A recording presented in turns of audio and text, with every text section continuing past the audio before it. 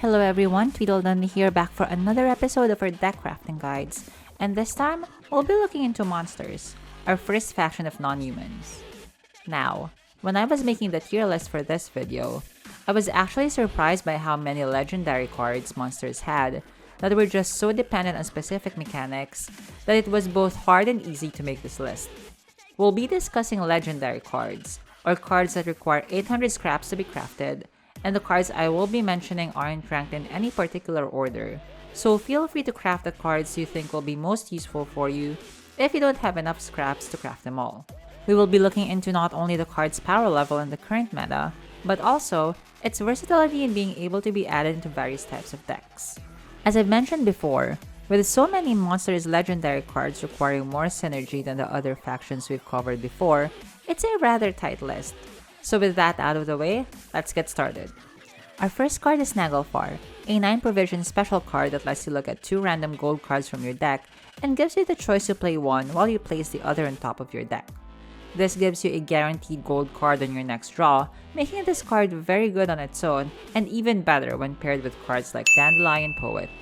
You know we love thinning cards on this channel, so it's no surprise that Nano Fire is first on our list of must-crafts.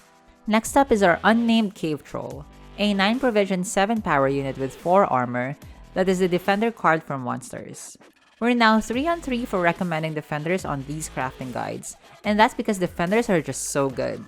You get the immediate value that Defenders bring to your board, not to mention that you'll always know what you'll get when you play this card. Our next card is Igern, a 10 provision 13 power unit that gains armor equal to the number of cards you have in hand. If it loses its armor, it destroys itself. Igern does require a bit more thinking on when you should play him, and keep in mind that it is never when you have him as your last card in your hand, okay? He can be a bit tricky, but even with this caveat, I'm sure you guys will find a place for him in most of your decks. Next is Wespes Tribute, an 8 provision 2 power unit that lets you play on any organic card from your deck. Similar to Furco from our Syndicate video, Wespes Tribute's thinning effect, not to mention her versatility in getting you a card to deal with sticky situations, makes her a very good card you can slot into almost any type of monster's deck. To be honest, organic cards haven't been popular for the longest time now, but we did get a couple of good additions recently, and should be getting more in the next expansions to come. Finally, we have Old Speartip, possibly one of the most expensive cards I'll be recommending on these guides.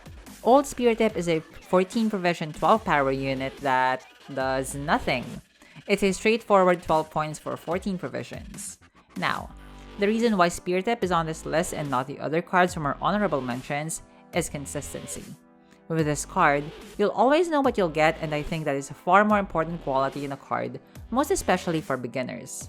Sure, he might not do anything other than the points he gives you on your board, but at least he won't give you some nasty surprise. And that's it. Our top 5 Monsters legendary cards that I recommend beginners to craft first. Honorable mentions include Viva's Incantation, Caranthir, and Kelly. All the cards I've mentioned are pretty versatile and can easily be slotted into many kinds of monsters decks. So, what do you guys think? Do you have other Monsters legendary cards that you think should have made the list? Let me know in the comments below. Also, please leave a like if you like this video, and if you want to see more, consider clicking on the subscribe button. Thank you very much for watching, and I hope you guys have a nice day. Bye!